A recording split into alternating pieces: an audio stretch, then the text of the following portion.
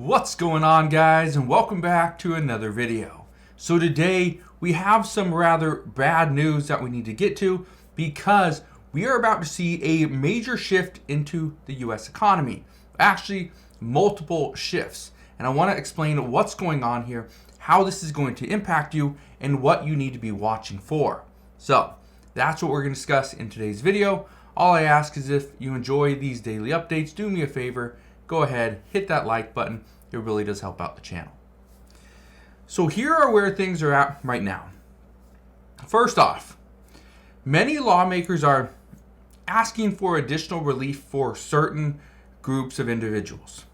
Asking for some relief for parents, for children to help them get out of poverty, and for people on Social Security or for retirees. And they're doing so because they understand that in order for them to be reelected, they have to fight for the main things. That is, the child tax credit payments, student loan debt, okay, Social Security, Medicare, border security, okay? All these different things, fighting inflation. These are things that lawmakers have to, have a stand for or against, because if not, their constituents may not vote for them. But here's one of the reasons why some retirees are prioritizing, or some lawmakers are prioritizing retirees and Social Security benefits. Because this report just came out the other day. It says the average retiree spends just over $52,000 per year on the four main expenses. Okay? Let me know if you would be able to afford this. First off, you need $52,000 because housing is $17,500 per year, transportation is $7,100 per year, healthcare is $7,000 per year, and food costs $6,500 per year. Let me know, would you be able to afford all that stuff, which comes up to about $52,000 per year, if with your benefits right now, okay? This is why some lawmakers are saying we need more. Now, here's where it's all coming down. This is what's happening. Although millions of people have asked for some relief with these additional costs due to inflation, we are now seeing that little help could be coming. It's not because lawmakers don't want to help, but it's because by helping and providing, let's say, a stimulus in some sort, or increasing taxes to provide additional benefits, right, or something major like that, these lawmakers would not win another election. Just think about it. How many lawmakers come out and say they will not raise taxes? Okay, no new taxes. That's what everybody says, that no new taxes, because if you come out and your main talking point is we have to increase taxes to ensure that Social Security recipients get a boost, to ensure that Medicare doesn't become insolvent, to ensure that SNAP beneficiaries continue to get their payments. If that is what a lawmaker came out and said, they would not be reelected. So that is one of the first things that is going to have a major shift to our economy, is we can't raise taxes, or we can't tell people we're going to raise taxes, but in the end, that might be the only option we have. Now, some lawmakers are even questioning why they're even in office, because they say we can't make a meaningful change the way things are right now. In the current setup, we cannot make changes. It's just the way it is. Well, just think about what could be coming very soon, because we heard yesterday that Senator Mitt Romney out of Utah, he just announced that he will not run for senator. He is going to retire. So that means one out of the three main centrists, okay, is going to be leaving. The other two, there's still a chance that they don't rerun. There's still a chance that maybe they just take a step back, or maybe they don't even win. Think about this for a second. There's three main centrists. Okay, there's Senator Mitt Romney, there's Senator Joe Manchin and Senator Kyrsten Sinema. Those are the three. Out of those three, two of them held up multiple pieces of legislation. That's Senator Joe Manchin and Senator Kyrsten Sinema. They both held up very partisan bills last year and the year before. They wanted to ensure that everything was a bipartisan bill. This is why there could be a major shift in the U.S. economy. Because if those three decide to leave, or let's say just two leave, let's say Senator Joe Manchin and Mitt Romney are gone.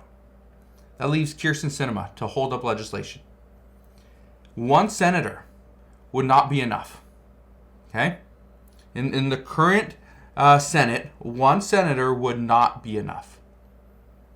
So if this were to happen, we could see Democrats come out and push any bill that they want. Doesn't mean it's going to pass, especially over in the House of Representatives, but in the Senate, could they get enough support? Possibly. And again, this is part of the issue. This is why there could be a major shakeup. And so this is why, it's not me saying this, this is why certain lawmakers are saying this. That you are going to get somebody that's coming in, a new senator trying to make their mark. They're going to side with, the extremes, and that's where things could really change. So, I don't know what's going to happen there. Again, we're going to have to wait and see, and it's on the voters. But again, that's coming up. We're about a year away. Now, speaking of the Senate, we do know that Senate Republicans are working alongside Senate Democrats to try to reach a federal funding bill agreement before September 30th. This is good news. They have now come to an agreement. There's multiple lawmakers that are supporting this. I believe there's like 34 Republicans that do support this as well. So that's good news there.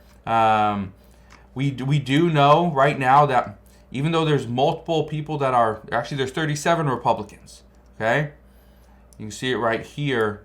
Let me show you this really quick. It says 37 Republicans joined with Democrats to expedite the measure, part of a plan to provide $100 billion more in annual government funding than House Republicans are seeking. The plan doesn't include the border security, anti-abortion, or other provisions House conservatives are demanding to keep the government open beyond September 30th. So right there, they're asking for $100 billion more than House Republicans. They're already going against the House, which is a problem.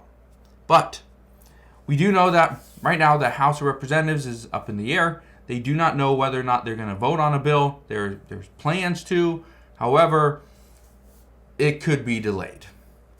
And according to the number 2 Republican, Senator John Thune, he actually says that Congress is going to have to pass a short-term stopgap bill just to keep the government funded.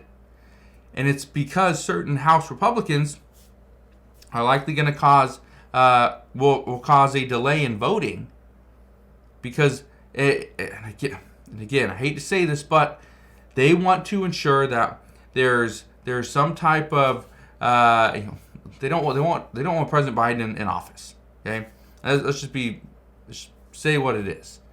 They want President Biden impeached, and so unless there's impeachment proceedings or an impeachment inquiry, they're not going to vote for a bill.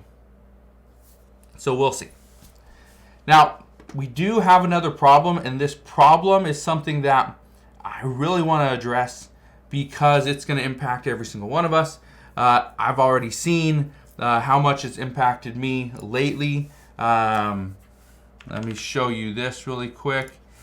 And it has to do with gas prices. Okay? So, gas prices are starting to go up. Now, and this is more short term. Gas prices today are $3.85 nationwide here in the U.S. I live in Washington State. It's over $5. Okay? Oregon, $4.70. In California, $5.50. I live in Washington State. It's over $5. Now, what I can tell you though is it's at $3.85 nationwide, but, and that's currently what it is today. Yesterday it was $3.84. not really that big of a jump, no big deal. A week ago it was $3.80. Yeah, it's $5 more a gallon, or almost, or 5 cents more a gallon. Okay, a month ago it was $3.85. Not much big of a deal, right? No problem. But here's where it turns into a problem. Okay, right now, U.S. crude oil prices top $90 a barrel for the first time since November of 2022. That just came out this morning. Okay, because in the chart, and I'll show you the chart right now. Okay, here's the chart. Look at this. So this is crude. So it went up. Okay, it was $90.06. All right, that was September 11th. Okay, now the last time was over here. Okay, in 2022, it was at $92.87. Again, not a huge difference, but it's a major difference from over here, where it's like $70. $70 to $90. It's a $20 difference, and this was back in July. Okay? The reason why we're starting to see oil jump per barrel, and again, the first time it's done it in a while, is because we are seeing not a shortage, but supply is not as high as it once was. And this happens because right now Russia and Saudi Arabia have extended their oil output cuts all the way through the end of 2023. So as of right now, just understand, oil prices could be going up, and if oil prices go up, gasoline prices are going to follow. And as gasoline prices follow, you're going to spend even more money to put fuel in your gas tank. You're going to spend more money to buy food. You're going to spend more money if you want to travel, whether it's on an airplane or by car. It's just going to get more expensive. So be ready. That's another thing that's about to happen. And as far as any changes or what President Biden could do, well, there's not much, because we've used so much of our oil reserves. There's not a lot left to try to bring down prices. So, in this next election year, gas prices could be one of the biggest talking points. So, just wanted to fill you in on everything that's going on at this time. Again, let me know your thoughts. Do you think this is somewhat good news, or do you think this is bad? Because the way I'm looking at things, yes, there are some good things that are happening right now, but as far as everything's looking, it's looking somewhat bad.